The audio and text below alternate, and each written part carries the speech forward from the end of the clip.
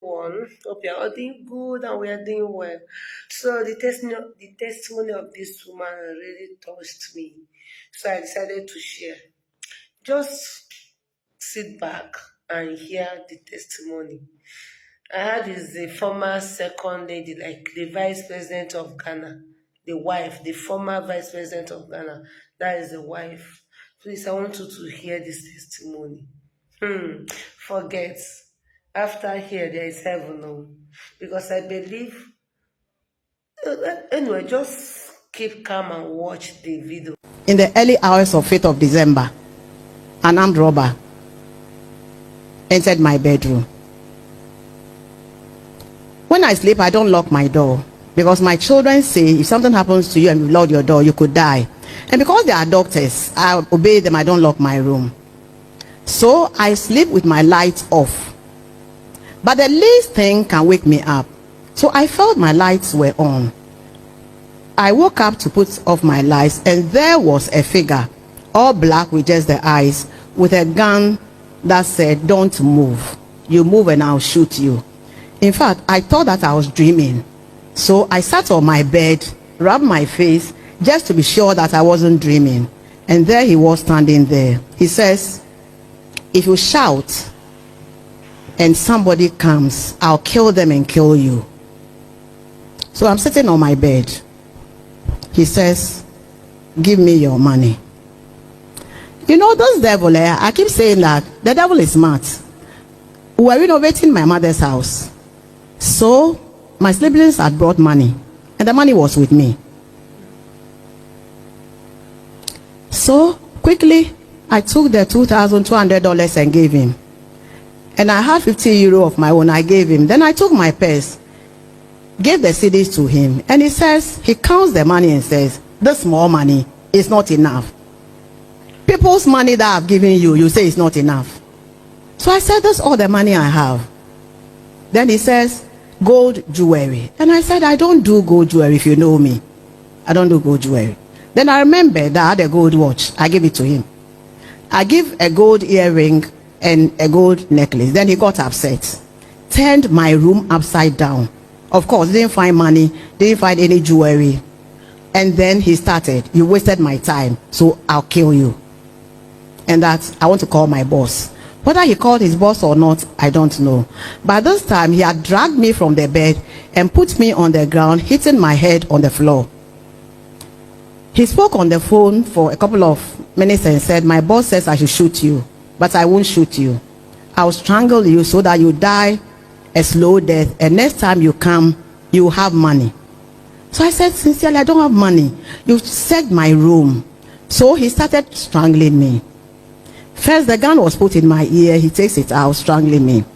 And I was praying. Then he says, "Don't waste your time to pray because you are dying." Don't. And I said, "I'm praying. And I'm also praying for you." He strangled me till, you know how you can go in and out of consciousness. And you know when you are doing it. I could go. And I was very thirsty. So I said, "I'm thirsty." He actually stopped strangling me, went and took water from the fridge in my bedroom, opened it, put it in my mouth. Just when I started drinking, he snapped it, closed it, and then started strangling me. All this while I was praying, I said, "Lord, are you looking for this man to kill me? Lord, please, are you looking for this man to kill me? Lord, save this man, help this man, have mercy on him, have mercy on him." You know, I don't know how I can describe it to you. When you are sick, let's say you have a headache, you can go and buy a paracetamol or go to the hospital.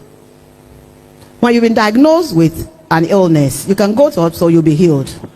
But when you are in the valley of the shadow of death, and an armed robber is holding a gun to your head and is strangling you and you are choking, there's nothing you can do. But me, I realized that there's one thing I could do: call on my God, not just to help me, but to help him. Because I laid down and I said to myself, how can a woman be pregnant for 9 months, give birth to such an evil person? So Lord, have mercy on him. How possible can it be that you give birth to somebody who turns like this? So I was praying for him. Me, I was thinking about my children. I said to myself, "Oh God, My children, what will they do? Lord, have mercy on all. I kept praying. Then he would silence me. Stop praying, stop praying.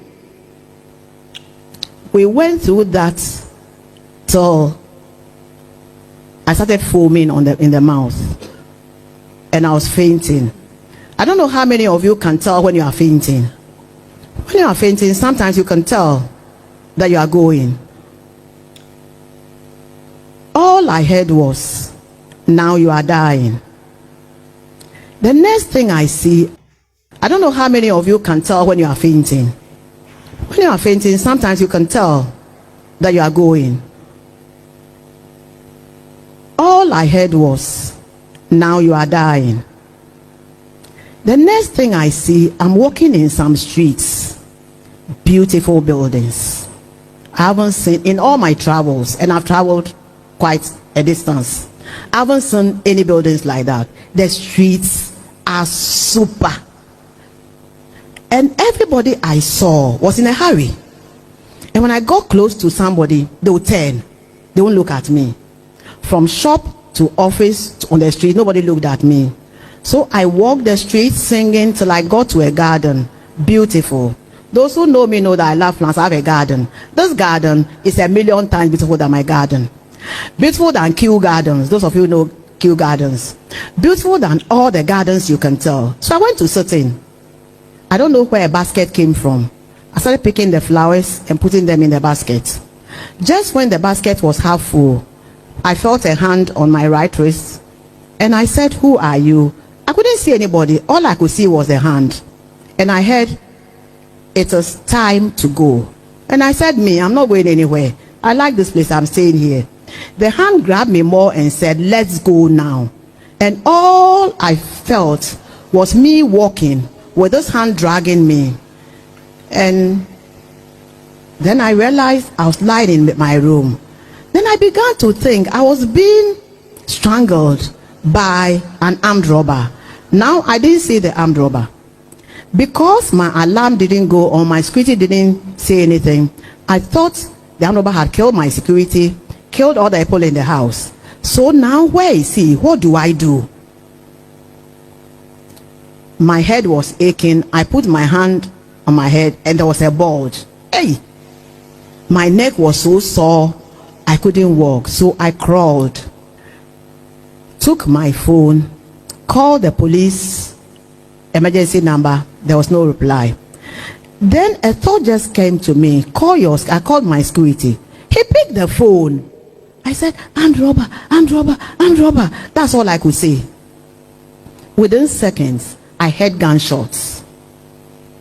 Now I'm lying in my room, confused. Apart from the pain, I don't even know what to do. And then when the gunshot ceased, I managed to drag myself, thinking that, let me go and see what has happened to the people in my house. Then my cousin starts coming, and I'm like this, go, because by this I don't know where the armed robber is. And he's screaming. And I'm saying in my head, the man says if somebody's crazy, he'll kill them and kill me. Hey, this cousin wants us to be killed. And he's wailing. Apparently, my face was one big mess. So he's seeing my face and screaming. Long story short, I called my son, who called my doctors.